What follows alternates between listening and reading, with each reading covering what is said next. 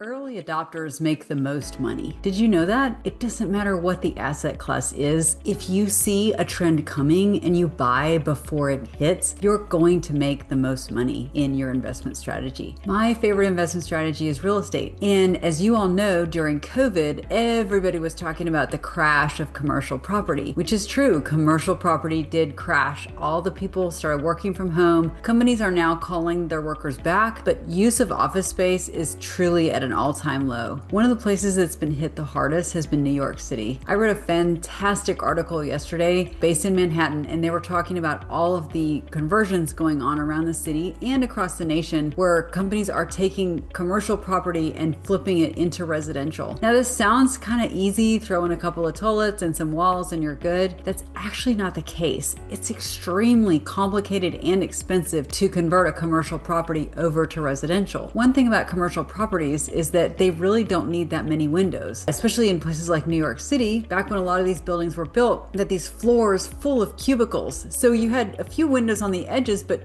hundreds, if not thousands of people were working in these buildings without windows. Well, when you have a residential area, literally no one wants to buy or rent an apartment with no windows. I'm sure you're all aware of the cruise cabins on cruise ships that have no windows. Those go for really cheap, and it's the same in real estate. Like literally no one wants to live in a cave or in a basement or something with no windows. So it was quite interesting. One of the biggest buildings that they converted, they actually chopped out a chunk of the building in order to make room for an entire wall of glass all the way up the skyscraper. Using this and then partitioning out the center columns, they were actually able to make it into a building full of apartments. So they lost, I think, about 50,000 square feet of the building. They're going to now tack it on to the backside in a different location. Apparently the city rules allow for this. That allowed them to give one window per apartment. The other thing that I found very interesting was that they knew that no one needs a window in a bathroom. You don't even notice, right? You want privacy. So in this big square of a building, the center being the hub, and we have apartments all around the center, what the architects did is they put the bathrooms all the way in the back where there was no window needed. In the center would go the kitchen, and then on the outside would be the living room and bedroom, which is typically where we want to see windows. So using this method, they created all this living space in a town that has some of the highest rent, in the country. I was shocked when I read that a one-bedroom apartment in New York City is averaging $4,500 a unit. Like, that is just staggering. But keep in mind that these guys have obviously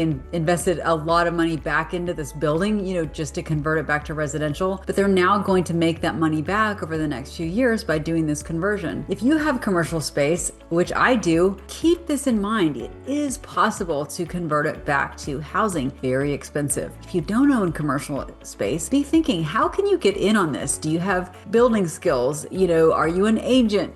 There are so many places in this country that need housing, and there are probably buildings out there that are already zoned commercial. They could be made into multifamily, which is a commercial zoning, and made into a cash flowing enterprise very quickly. Well, I shouldn't say very quickly, but within a matter of months or years, there is an opportunity there. So I just want to put this out in front of you. The article I'm going to link to below, it's a really great article, very, very interesting. Things like this are going on in New York, and they're spreading all across the country. And as an investor, I just really encourage you to keep your ears to the ground, read the news, know what's going on. Don't relate to hype and fear. Really understand what's going on and where things are going, and it's going to be a lot easier for you to get ahead of trends and to invest there.